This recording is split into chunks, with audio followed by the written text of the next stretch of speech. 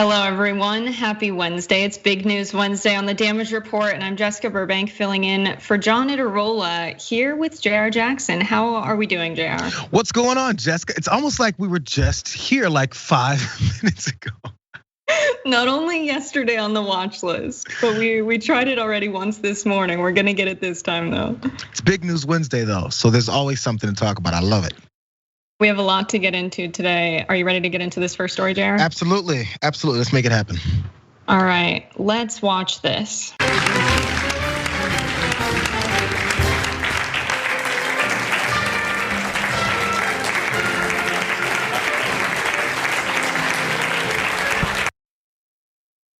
All right, so the music's a little dated, but people are tearing them apart, especially Biden for handing that pen over to Joe Manchin, passing it over Senator Schumer.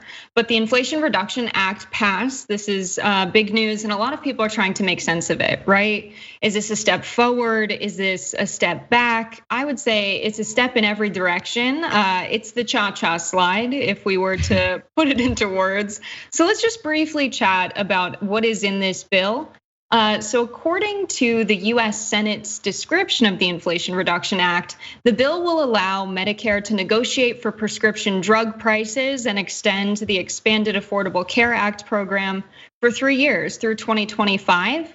That's a good move. Let's say that's, left foot, left stomp. But now let's take it back now, y'all. Let's talk about how they're reducing the deficit. There's a lot of conversations about this, people praising it like it's a good thing. Let's look at this overview of the spending in the bill.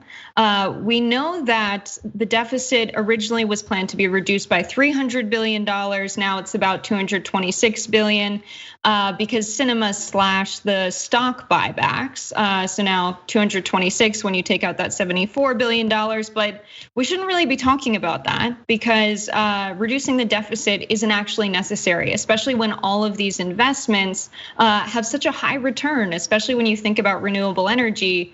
After about 10 years, wind turbines pay for themselves, and that's exactly what this is. They're investing in renewable energy. So we shouldn't be so hyper-focused on the deficit. That's kind of taking us back.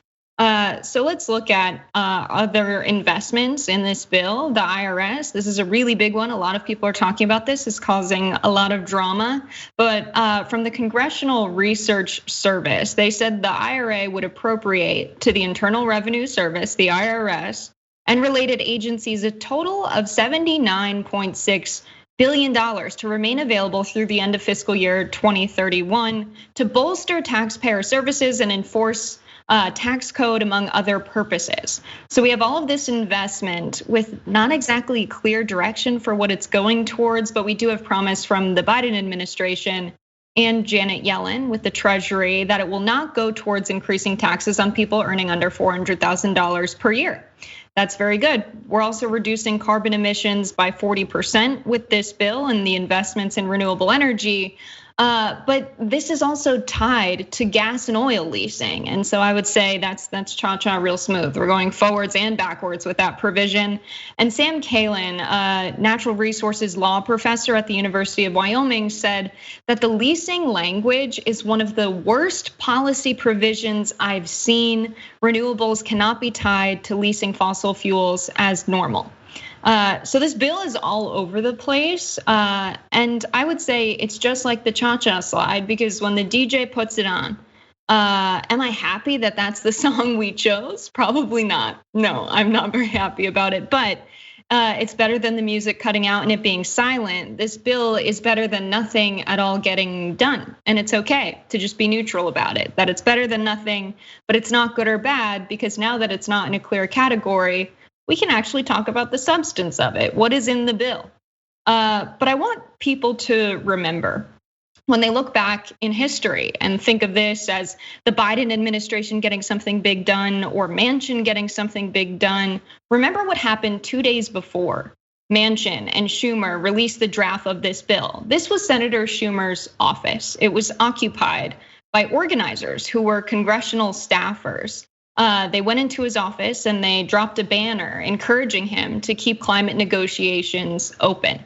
This is how we should remember the Inflation Reduction Act getting done.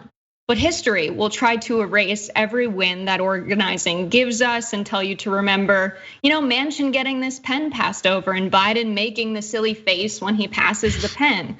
They'll do anything to make you remember that, but remember that everyday people standing up for their rights and demanding what they want to have happen is the only thing that gets people in power to do what's right by the people in this country. Manchin was just kind of the convenient scapegoat for long enough for why the Democrats weren't doing more about climate. This was just like every other week, except Schumer's office was occupied. So did Manchin kill Biden's agenda? Definitely not. Biden wouldn't be handing the pen over to Manchin if that were the case. And so they're packed with a lot of money. They're very powerful, but the one thing they hate is being uncomfortable. And these workers made them uncomfortable. So let's just remember that this is what can happen if you organize your workplace. Imagine what we could accomplish if we had more organizing just like this. This was about 10 workers and they got hundreds of billions of dollars of resources moved to get things done. Everyone who works a job in this country plays some key role to keep our economy moving every day. What if you and the workers in your workplace talked about, what do you want to have happen? How do you want your working conditions to change? But also, what do you want your bosses to be doing with the resources and labor that they move? What you'd be asking for by having more of a say in that decision isn't really unreasonable. You're working 5 days a week for over 8 hours per day. You're spending the majority of your waking hours working. I'm sure you've had good ideas about what could change in your workplace. And we value democracy and freedom so much in this country, but for some reason, we only apply that to government and our politics, and it's about time we apply that to our economic system as well. So as much as you can go home and have really strong political views and ideas about what should happen, you should talk to your coworkers, talk about what can change in the workplace, because this is where real substantive change happens in our country. These don't have to be political conversations. You can talk about the issues in the workplace. What are your bosses doing that they shouldn't be doing? And in this case, their bosses were public officials who are supposed to be serving us, the people. You can start these conversations by just keeping it about working conditions or talking about what you'd like to have change in the workplace. It doesn't have to be political. It doesn't have to be, charged with your own language that you use when you talk about politics. It can just be about work. So all of the power is in our hands, and we should remember this moment, not as Manchin getting past that pen, but as these workers who occupied Schumer's office. This was an organizing win. It wasn't the administration waking up one day and deciding to do one thing. So Jayar, I want to get your thoughts on this. How are you remembering the IRA? I like your optimism here, Burbank. Thanks. That people, because yeah, I had one of those moments yesterday that you weren't big on, but this comes to those parents at that school. But when it comes to something like this, okay, look, Joe Manchin handed the pen, and in that particular moment, this is when you always have to remember. And by the way, I do enjoy the whole thought process of, organize at your work, talk about things that are happening. But there's this fear, because look, we've seen it happen with Starbucks, and when supervisors get fired, and then many not even really told a real reason for it, and they have to come up with that conclusion that maybe it's the work I was doing to try and organize and get us better conditions. Things like that are happening, and these CEOs and these corporations are okay with those stories coming out, as bad as they may look, because it still sends out that warning shot. And you guys are thinking about this, and any of these other companies and businesses, you might want to think again, because this is the approach that we're taking. And apparently they think they have free reign to do so. So that's the first part about it. They have to get by that fear. We've been conditioned to think, hey, the only way you can get forward in America or have a happy a work life and career is to bow down until someone high enough lets you in. And that's a small window and a very small door that rarely opens for anyone else that's not already there. But when it comes to details about what happened with Joe Manchin, it's always political. Yes, they're all thinking about the election. They wanted us to be talking about the Inflation Reduction Act. The next thing that they're signing, when everyone was talking about Donald Trump's FBI search issues, because they still want to make sure, hey guys, don't forget, you gotta vote for us in these midterm elections. And remember, you guys, how much you hated Joe Manchin and how he's derailing Joe Biden's entire agenda, which he was, and in some cases still is. He's got to show, me and Joe, we're good. We're good, you guys, calm down. He's okay, I'm okay, help us all out here. That's the message they're always trying to send. And they don't want any of those other potential underlying issues that come with this to be talked about. And the casual voter, the casual citizen is only gonna see that moment and not dig into this the way that you have. Yeah, maybe yeah, it's good, maybe it's bad. so true. Yeah, especially the fear part, right? So many people are thinking, oh, well, my boss said I can't have someone get in between me and them because then I'll get punished. And also my benefits are much better when I work directly with them. The real power of workers is that they're nothing without you. There's no profits, there's no productivity, there's nothing going on without the workers. And so it can be scary. And that's why you've got to organize carefully and make sure that you have a majority of people on board before you decide to take action. But the power really is in your hands. And I bet your bosses are way more afraid of a union and an organized workplace than you are of getting fired. It's got to be a fight. But yeah, Jayar, that's a super good point. And it sucks that people will remember this bill as, oh, it's very popular, it's going to reduce inflation, it's doing good stuff for climate, and not really think about the substance of it. Because come midterms, they're gonna point to this as one of Joe Biden's big wins and not really even know what it's all about. And if you're worried about, last thought of this, I'm sorry. If you're worried about the IRS thing and people are concerned because they're coming for you, they've already been coming for you. These all you regular folks, it happens. There was stories about this years ago about how IRS agents and at least the IRS in general, the first folks they come for are not the top because they've got these teams of attorneys that'll make this a whole situation or even finds the loopholes in any of these laws. But the regular guy who makes a mistake or just doesn't do it or then tries maybe something nefarious, oh boy, they got you. And that's where the energy and the money and the attention goes. If the attention does get spread to other folks, great. But the thing is, we just don't know. But they've already got us. It's not like there's nothing going to change for the regular common folk that's not the multimillionaire. Ridiculous. We had Ted Cruz on Fox saying there's going to be IRS agents swarming the streets, knocking on your door.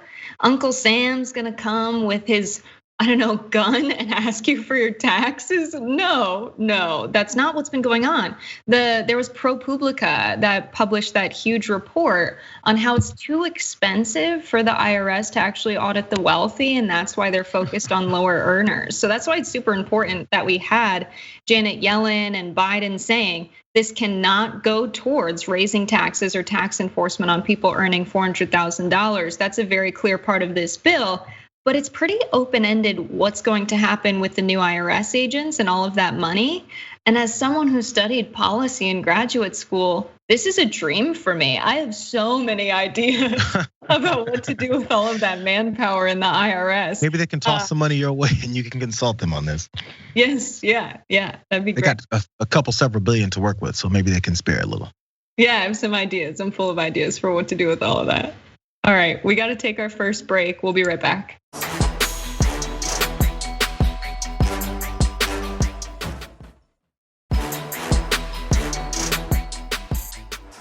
All right, welcome back to the Damage Report. It's Jessica Burbank and Jayar Jackson for Big News Wednesday. Jayar, are you ready for this next story? Absolutely, let's make it happen. All right, let's watch this. Are you thinking about running for president? That's a decision that I'm going to make in the coming months, Savannah. I'm not going to make any announcements here this morning, but it is something that I'm thinking about, and I'll make a decision in the coming months. All right, so let's talk about Liz Cheney getting defeated last night in Wyoming. She was defeated in the Senate. She was chair of the January 6th committee. A lot of people are talking about what this means politically for the GOP. She was defeated by Hageman by about 30 percentage points or more. We don't have the exact final numbers. The race has been called, but this is a really significant margin. She was seeking a fourth term, and she was defeated by Harriet Hageman, an attorney and former Cheney supporter who Trump selected last year as the chosen candidate to oppose her. In 2016, Hageman, this candidate who now won and is going on to the general for Liz Cheney's seat, called Mr. Trump racist and xenophobic, and tried to block his path to the GOP presidential nomination. But like many Republicans, Ms. Hageman has since fallen in line and declared Mr. Trump the greatest president of my lifetime. Amazing change of tune there from Hageman. So we have a quote from Politico. Cheney's race was the last outstanding primary race of the 10 House Republicans who voted to impeach Trump over his role in the January 6th assault. Only 6 of those members sought re-election, and just 2 won their primary races and advanced to their general election. California's David Villado, who is in a swing district, and Washington's Dan Newhouse. Okay, so things are changing. There's a big shakeup within the GOP. And Fox News coverage of this has been creating this alternate narrative around Liz Cheney. Let's look at this tweet from Matthew Gertz. He wrote, Fox News, which championed Trump's big lie and created an alternate narrative in which the insurrectionists were the victims, was overjoyed about Liz Cheney's primary defeat last night. So things are shifting in American politics. I mean, I think a lot about how Dick Cheney has been extremely quiet. That suggests to me that it's very likely that Liz Cheney is considering running for president. When Jayar and I were talking about this yesterday, we were talking about how it's taking a page out of the Democrats' playbook to lose for a lower office and then end up running for a higher office than the one you lost for. But let's keep in mind that Wyoming is a state that voted overwhelmingly for Donald Trump. It's really tough turf for someone who's a more centrist Republican. So I'm not sure how much we can extrapolate from this about what it means for the future of the Democratic Party, because we have to keep in mind what's going on specifically where Liz Cheney was running. But Jayar, what are your thoughts on her defeat? Yeah, isn't it sad though, that you point out there, which I didn't realize this part. Harriet Hagman was a supporter of Liz Cheney's before she had this opportunity to then oppose her, because Donald Trump said, I need someone, anyone that can speak the English language and that's angry enough and can regurgitate these lies. She stood up and she goes, policy, agenda, actually something that we say we want to do for the American people. Those things I said I supported about Liz Cheney, those are out the window, because it's not about policy. It's not about what you can do for the American people. It has nothing to do with which person it is, as long as you insert the right person to then carry out the actual agenda of the party. And currently, the Republican Party's agenda is to protect and promote Donald Trump at any and all costs, at your own costs as well, at the cost of your own career, which we've seen a few others deal with that weren't expecting it. Now, in this case, this aspect of Liz Cheney's career is lost because of this entire thing. But in reality, the only thing you need to get Donald Trump's support is to say, yes, you actually did win that 2020 election. All of these things that are investigations and FBI searches about you are absolute craziness. I can't believe they're doing this to you. There's an assault on the American people. It's easy to say these things. You don't have to have any policies or any kind of principles to do it. You just have to say it. And Harriet Hagman has been rewarded for that. Again, it's a party that, and I think Liz Cheney didn't point this out afterwards. We're gonna get to her potential future plans, but she pointed out afterwards that this is a sad state of her party, and look where we are now. They don't really care. That's what they're looking for. The point of this is to be a football game. Hey, you offended me. Did you score a touchdown on me with all that information that you've been a part of revealing to the American people? I gotta score back on you. It's not an even score. We still see everything about Donald Trump. It's just a matter of whether his supporters are gonna continue to just ignore the facts and go with whatever he says. From the looks of this race last night, that's where this is going. Yep, it shows how transactional these people are. If they were running with the foundation of values and wanting to get things done for the country, it wouldn't be, oh, I'm gonna criticize Donald Trump, I'm going to side with Liz Cheney. But as soon as there's an opportunity for this seat in Congress, in the House of Representatives, I think I said Senate earlier, Liz Cheney's in the House.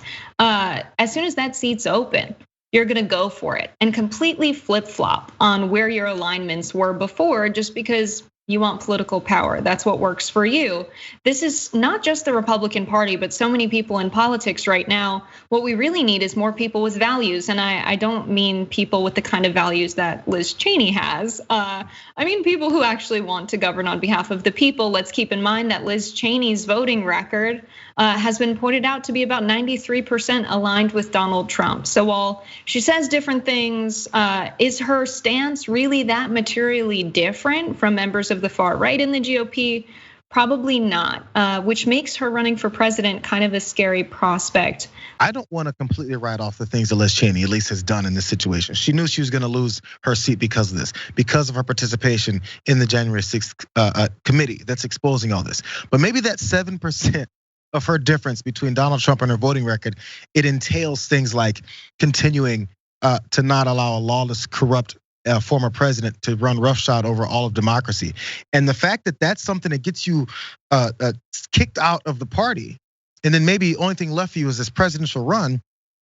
Sadly, the people that are going to help her, and I don't know where it's going to land, is the MSNBCs, the CNNs, and I guess general national ABC, NBC, and NBC normal news that you'll see the nightly news talk about, because she's a big name, and people will forget. I remember that Cheney name in the White House, but they forget why they remember that Cheney name in the White House. I think it's going to work to a degree. I don't think she's going to make it as far as she hopes, or maybe it'll be a couple cycles of this.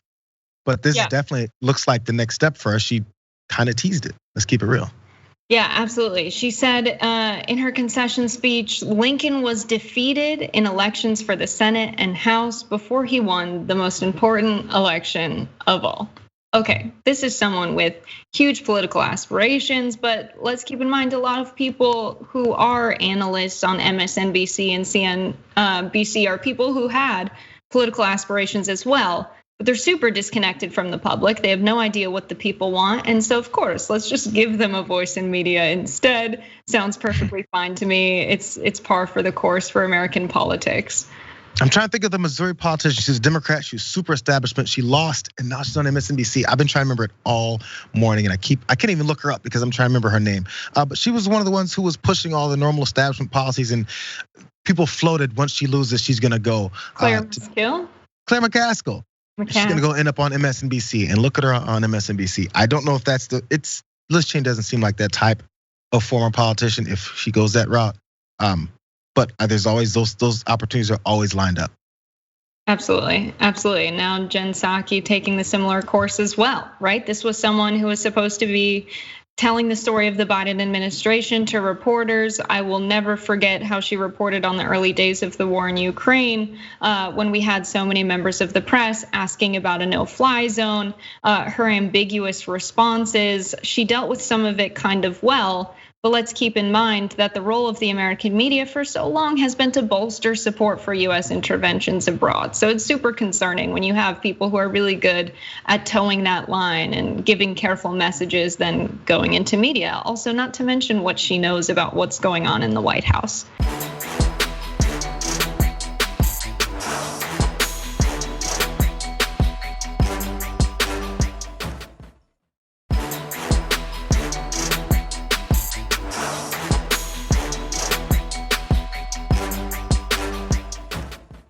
Nurses are on strike in Minnesota. So members of a major Minnesota nurses union have said they favor going on strike if negotiations don't resolve differences with management of several health systems in the Twin Cities and Duluth. So there are around 15,000 members of the Minnesota Nurses Association that cast ballots on Mondays whether to authorize a strike. With the union announcing late Monday night that its members voted overwhelmingly in favor, the vote sets up another phase in negotiations that go back to last March, according to the union. The disagreements appear to be over staffing levels, working conditions, and paid family leave. So hospital executives with million-dollar salaries have created a crisis of retention and care in our healthcare system. This is coming from the president of the Minnesota Nurses Association, Mary Turner. She said as more nurses are leaving the bedside, putting quality patient care at risk, nurses do not take this decision lightly, but we are determined to take a stand at the bargaining table and on the sidewalk if necessary to put patients before profits in our hospitals. So this is a huge undertaking by the nurses. This is not just people at work striking about their own working conditions, about their wages, about the resources they have at work or long hours. These are nurses saying we've got to change the way we do things because we are not taking care of people. And that's what we want our job to be. That's why we became nurses. Not so different from what we were just talking about in this last story about the people in Congress who are workers in Congress putting pressure on their bosses to actually use their work and their resources to do things that they agree with more so that they have more say about what's going on in their workplace. But this strike vote covers nurses working at 15 hospitals under 7 hospital systems. We've got a list of those hospitals that you can look at above. you can see for these CEOs' compensations. These CEOs are making a ton of money. $3.5 million, $2.69 million, $2.4 million, and to the right, a pay ratio to the average registered nurse. At the first hospital, 40-1. The second two hospitals, 38-1, and at Methodist, 28-1. So a huge pay differential. A comparison of some of the hospitals included in the Minnesota Nurses Association press release. So nurses are saying that hospitals are dangerously understaffed, leading to more patient injuries like bed sores and falls. Turner, the president of the union, pointed out a recent report from the Minnesota Department of Health that shows adverse health effects were up 33% in 2021 from 2020. Last year, nurses filed 8,000 reports of unsafe staffing levels, an increase of 300% from 2014. Nurses filed the reports when they fear low staffing levels could lead to patient injuries, which also jeopardize nurses' licenses if they're found to be at fault. So they're striking for very good reasons beyond their own self-interest. They care a lot about these patients, and it sucks that it's the workers that are paid far less than the CEOs that are taking on this burden of saving patients' lives and saving people whose care should be under the owners of the hospitals. This is a consequence of having a profit-driven healthcare system, and thank God these nurses are standing up. We all stand to benefit from this. Jayar, what are your thoughts? It's tough, man. It's one of those occupations where it's hard to take that time to then get the right representation, or at least get the right kind of working conditions when things are unfair like this. Because of course, there's potential people who then pay the consequences, which is why it's such a big deal if they do, because it has to happen. Something has to move here, because are we just gonna openly not care about some of these patients? But the problem is it already seems that's a big issue, which leads to something like this. Where do you turn? And also, how many people would look and go, how dare these nurses turn their backs on their patients? I remember during COVID, during 2020, I believe it was up in Maine, there was a group of nurses that were looking to strike or walk away from their patients because they were against the vaccines, or at least the type of masking and care that they're supposed to go and approach this type of thing.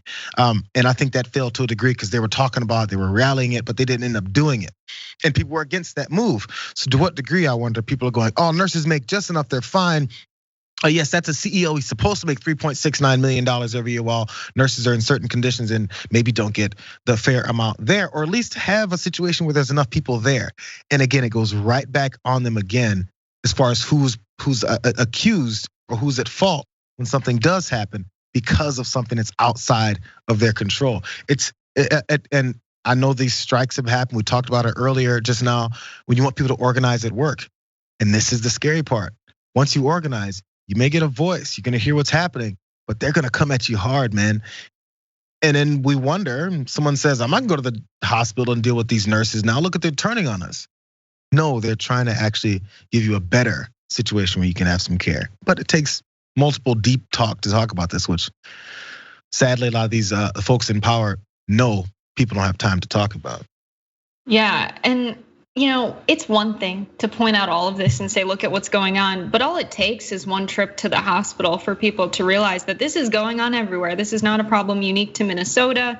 And when you think about the problem of these hospitals being understaffed, and you look at the pay ratio, okay, 40-1, $3.5 million for the CEO. If the problem is that you're understaffed, let's put the CEO at a nurse's salary, or even the pay of 2 nurses, right? Now we have 38 new nurses and we still have the CEO. Seems like a fine solution to me.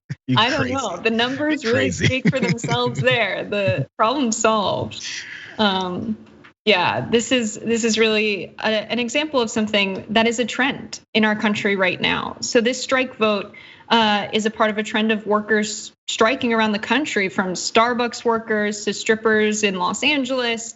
But it's also a trend among nurses across the country. In Michigan, roughly 6,200 Michigan medicine nurses are determined to carry out a struggle against the university hospital system for safe staffing levels, higher wages, benefits, and workplace safety. In California, 2,000 Kaiser permanent mental health therapists are set to go on their first first indefinite strike ever starting on Monday.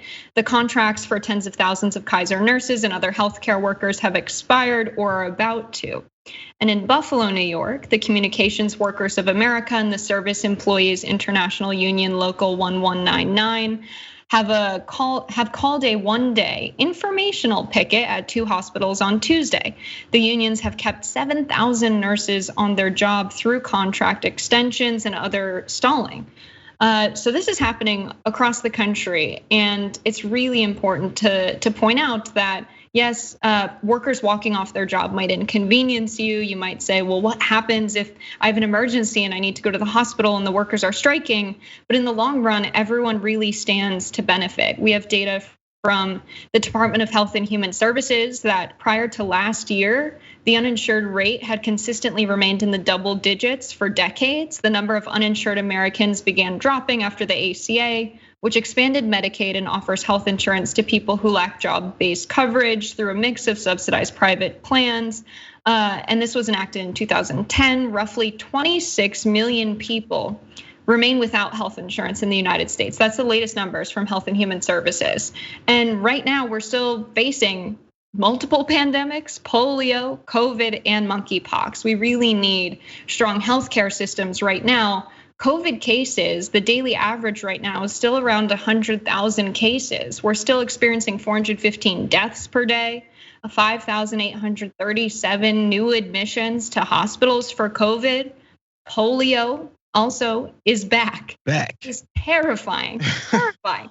The New York City Health Department and the New York State Department of Health have identified poliovirus in sewage, and this suggests local transmission of the virus. They test the sewage to see the prevalence of the virus in the area, and they found it in the sewage there. Let's also just quickly take a look at this map about monkeypox. There are 12,689 total confirmed cases of monkeypox throughout the country, concentrated in those darker areas on that map. So it's good that the nurses are striking right now because it's looking like we're going to need to rely on our healthcare system in the United States more intensely, and it needs to be better equipped to serve the people in this country. Jayar, any last thoughts on this? Yeah, this is my last thought on this. At some point, think about this wild scenario where CEOs can get paid this much, these millions of dollars, and the basis for their success in a company is not necessarily how much it brings back into themselves and the shareholders, but maybe the retention of good employees, maybe the happiness of employees. That should be the gauge, and it shouldn't seem like a crazy thing that, hey, this particular CEO is the best in the country. Look at how happy his employees are. Look at how much they want to stay. Look at how much money they make. Because it should be attractive to want to work for someone, because then if you have better workers for you, you would think your business does better. And at the end of it all, you then do make more money. It's like they want to skip all those other steps. Jayar, you're sounding like a radical right now. I don't know. Don't let anyone know. We're gonna go to this next break and we'll be reading some member comments. We'll be right back after this.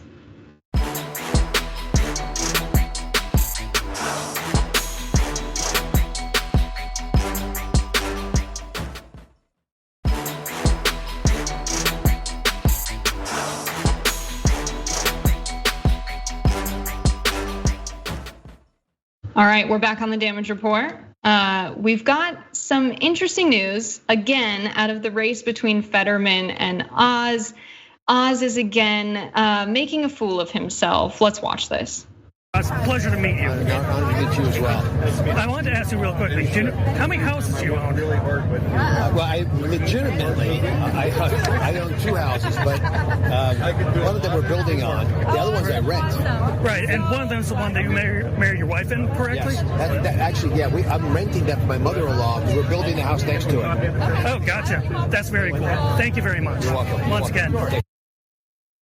How many people can be asked? How many houses do you own? And be like, well, one of them, I got married in, and the other one. All right, so let's break it down. How many houses does Dr. Oz actually have? We have some really good reporting from the Daily Beast on this. According to public records, Oz owns 10 properties. A 9,000 square foot mansion in New Jersey, a 7,000 square foot country house in Pennsylvania, a condo in New Jersey, a piece of residential estate in Turkey, another piece of residential real estate in Turkey, a Manhattan condo, another Manhattan condo, an oceanside mansion in Palm Beach, Florida, a cattle farm in Florida, and a piece of residential property, again in Turkey, which appears to be used as a student dormitory. All right, so he's a bit of a landlord. I cannot imagine running for office and thinking that you can represent everyday people in this country and understand their issues when you have over 10 properties. It is insane.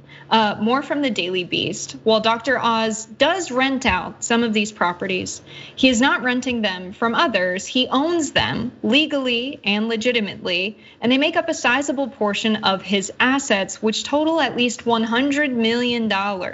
Asked by the Daily Beast directly how many homes Dr. Oz owns, the Oz campaign did not respond. So they tried to get a clear answer out of him and give him a chance to tell the truth about this, but instead he's really squirrely about it. So not a very relatable guy, doesn't really understand our problems. I can't imagine having more than one house, 2, let alone 10, and houses that are this big. He's really disconnected from the electorate. And I think that's the main thing we should be taking away from this. There's some data from Harvard University. They do this annual report on housing and the state of housing in the United States, and things are looking pretty bleak. Let's contrast this with Dr. Oz's housing situation.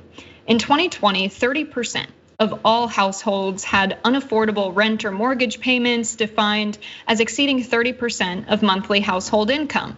This is up 1.5 percentage points from 2019. More than 1 in 7 households paid over half of their income on housing. Cost burdens rose most for those earning between $30,000 and $45,000, an increase of 4.2 percentage points, and for Black households up to 2.4 percentage points. The data in that example came from the Habitat for Humanity, who does a lot of good work on housing. But it's important to also point out the deficit of homes. The United States now has a deficit of 3.8 million homes, with the greatest supply shortages at low-income price points. The homeownership gap between Black and white households remains at 28.7 percentage points, the largest disparity for any racial or ethnic group. So when we look at housing directly, it's pretty clear that Dr. Oz is living in an entirely different world from the people he hopes to represent. But let's talk about just income inequality more generally to really, paint this picture. This data comes from Oxfam, which does really good reporting on inequality. This comes from their Inequality Kills report. The wealth of the 10 richest men has doubled, while the incomes of 99% of humanity are worse off because of COVID-19. So this is just a shift from March 2020 to November of 2021. Inequality contributes to the death of at least one person every 4 seconds. Again, really good data coming out of Oxfam. More quantifying economic inequality, 252 men. So a handful of men have more wealth than all 1 billion women and girls in Africa and Latin America and the Caribbean combined. Since 1995, the top 1% have captured nearly 20 times more of global wealth than the bottom 50% of humanity. And so we're kind of living in this situation where we're told that the reason there's not housing for everyone is because resources are scarce. There's too many people, not enough stuff to go around. As we've just demonstrated with that, really clearly not the case. So we've got this illusion of scarcity. It's not very real. Food is wasted tremendously in the United States. People are going hungry. Each year, 108 billion pounds of food is wasted in the US, which equates to 150 billion meals and more than $408 billion of food thrown away each year. Shockingly, nearly 40% of all food in America is wasted. These are very real problems regarding our material conditions. And Dr. Oz is in the camp of being one of those people that is hoarding the resources that's being taken away from everyone else. How can we possibly imagine someone like this can represent people, as the governor of a state or in the US Senate in any public office, but of course running against Fetterman in the US Senate right now? I would take Fetterman over this guy any day. Jayar, Fetterman has been going after this guy for his wealth and his tons of houses and the way he approaches life and his reasoning for maybe even wanting to run for office. And of course, a lot of times the answer when it comes from Americans is, why are you guys demonizing the rich? Hey, don't you want to be like him? Don't you want this American dream of owning 10 houses and you're not really sure when someone asks you? And your answer is, well, legitimately. How do you legitimately own a couple of houses? Are the rest of them illegitimately owned? No, he's just trying to find a way to skirt around the issue, obviously. But their mindset stops right there with, they're just coming to call out how many I have so people can be jealous of me and then mad about the situation I'm in and they want to be there too. You owning 10 houses detaches you so far from other folks. And as you hoard up more of it and then rent it out, and then 12 other people in the world are just like you hoard this much of it. It's not just because we're mad you're hoarding it. We're mad because then you raise that level so much that American dream that we're all talking about is harder to attain. And then once people are working for you, and then as we saw with some of these, even when it comes to nurses, but employees of these corporations get treated badly and don't have the opportunity to even get to anywhere near that point of owning these types of things, that's not jealousy. That's calling out that this game is rigged against so many people. But the folks running it, they're so trapped in their bubble, they have no idea. Well, many do, no idea how their life then affects everyone else's. As you point out, people just die at this exorbitant rate just because of this type of equality when it comes to housing, to healthcare, to food availability. And then when you do have availability of some of this food, it's not good. Or you live in certain areas that are dangerous where the air quality is bad and the water quality is horrible. We saw what happened up in Flint for so many years. This type of stuff is they're detached from. So when climate change kicks in, and it already is, we're seeing some results of that. They don't see those consequences. So why would they care? It's just human nature. Yeah, growing up, it was like, oh, if you work hard, you'll do really well in this country. Okay, no one works for $100 million. You don't get $100 million on wages or working super hard for a salary. You get that kind of money, Dr. Oz, pushing products for corporations, doing huge plugs for them on his channel, saying buy this supplement. He made a ton of money off of that. You make money off of investments, off of being a landlord, buying houses and then renting it out to other people. It's not like Dr. Oz is rolling up his sleeves and getting his hands dirty and working super hard for this stuff. And you can tell that he's guilty about it. If he had no problem with how he got the money to buy those homes, it would have been like, yeah, man, got 10 homes, worked really hard for it. No, instead he gets a little bit nervous and he's like, well, technically one of them was a rental property and also I got married in one of them, talking about anything else to change the subject. He knows exactly the positions that he's in and he wants to distract people from it. It's indefensible at this point, and it seems like he knows this. He definitely knows it. But again, I wonder if he knows why. This is why when you're detached from society, you don't know how much, and when he went to that grocery store, how much salsa costs. Or he's acting like he's surprised at the price of salsa. That's one of those, again, reaches for it. Chill out, Dr. Oz. Go stay in one of the 9 to 10 houses. Relax. They can't chill out. Just sit back. What else? What more does he want? Yeah, you can't say all the left is talking about in this race is memes on Twitter. We're talking about the substantive difference between these two candidates and how well they can represent the people of Pennsylvania. And on the salsa front, I mean, Jayar, have you seen tortillas recently? They're shrinking in size. Salsa prices are going up. They come in small. It's a huge problem. All right, so that ends the show. If you're on our linear services, thanks for tuning in. But if you're a member, stick and stay. We've got more for you right on this other side.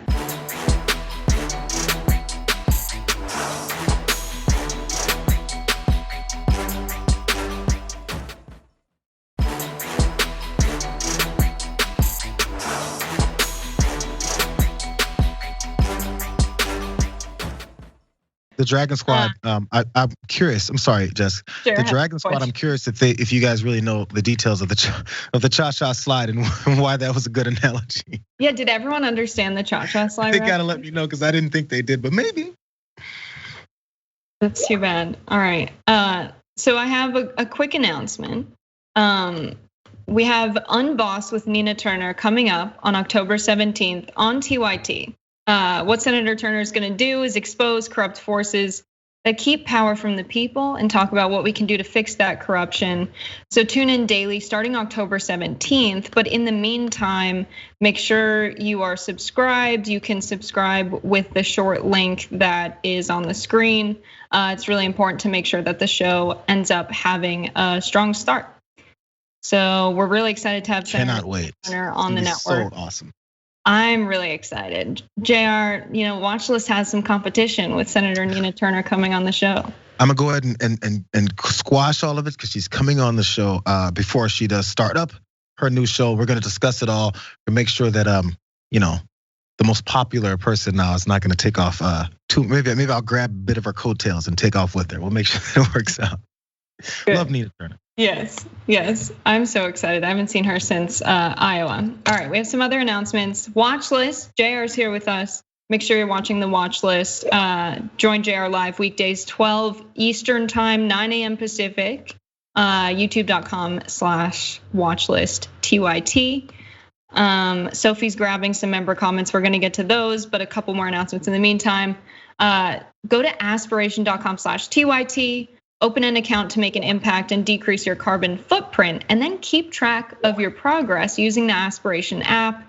There's some more information about Aspiration and tracking your carbon footprint at the Young Turks Instagram page. That account is the Young Turks on Instagram. So coming up, we also have Indisputable next, and make sure you're shopping TYT. So Moonchild Dragon says, thanks for 3 months with the Dragon Squad. Look forward to many more. John, Jessica, JR, and company. The beautiful alliteration of John, Jessica, and JR. We love to see it. My son, this is coming from Mama Bear Dragon. My son has Lego people that we play with. One guy in a white cowboy hat lost a leg. He is one leg Larry now. Made him a wheelchair, being inclusive. That's amazing. Now Larry can get around. Which story was that about? I'm not sure what this was in reference to. The nurses striking maybe. They would love to take care of Lego Larry and give him a wheelchair, but they can't because they're understaffed. And thanks to Kide, who gifted 5 Damage Report memberships. Thank you. You can gift memberships now. We also got some super chats and YouTube comments from Nina K, who said, well, I will take the time to remind everyone of women's rights issue. Please vote blue for our health rights. God bless the USA. All right, yeah, healthcare rights are under attack in this country. People want us to be voting for the people who will protect them. That makes sense to me. How much are people gonna forget by midterms? Because they said there's a fire that's burning in the belly of libs because of what's going on with Roe versus Wade. We got another couple months. Are we still talking about it? We'll see. Plenty of time for this momentum to die, unfortunately. Plenty of time, but we got super chats reminding people. All right, Kevin said there was so much fear in Biden's eyes as he handed off that pen, like when Cisco handed off that fake data rod to the Roman senator in DS9. I don't understand that. I was hoping that you knew what DS9 was. Not me. We need the Dragon Squad, man. The Dragon Squad is here. John would understand that. All right, we've got hello, you two lovely people. Hello to the people in the chat. Best tag team on TYT again. Jessica, you're doing great. By the way, love your blues playlist on Spotify. Found some gems I've never heard before. People keep saying we're the best duo, JR. There was so far one tag team name, and I was about to get offended until they clarified. Beauty and the Beast. Remember that one? Oh God, yeah, that was good. But they said you're the beauty, and I was it was problematic until the clarification. Yes, there we go. I like that take. The take that yes, it's reversed. All right, let's go back. We're gonna get into some more stories. We'll see you. Oh, we have 1 more minute. Amazing. So let's get to some more comments. Will Biden? Oh, this is a good one. From Anna, will Biden ever do anything with student loan debt considering repayment starts in 2 weeks? Doubtful, I suppose. So I did see that he is canceling some student loan debt for people in ITT. Very specific, he's really chopping this up into piecemeal, and student loan debt cancellation is not really something that you can means test. It's already the case that people who couldn't afford college are the people who took on student loan debt. So come on, it's got to be a cancellation for everything. I would like to see some more momentum around this. There are some really good organizers that have been, doing demonstrations in front of the Treasury and things like that. I think you're absolutely right to point this out. We need to see something happen because people aren't ready for the payments to start in 2 weeks.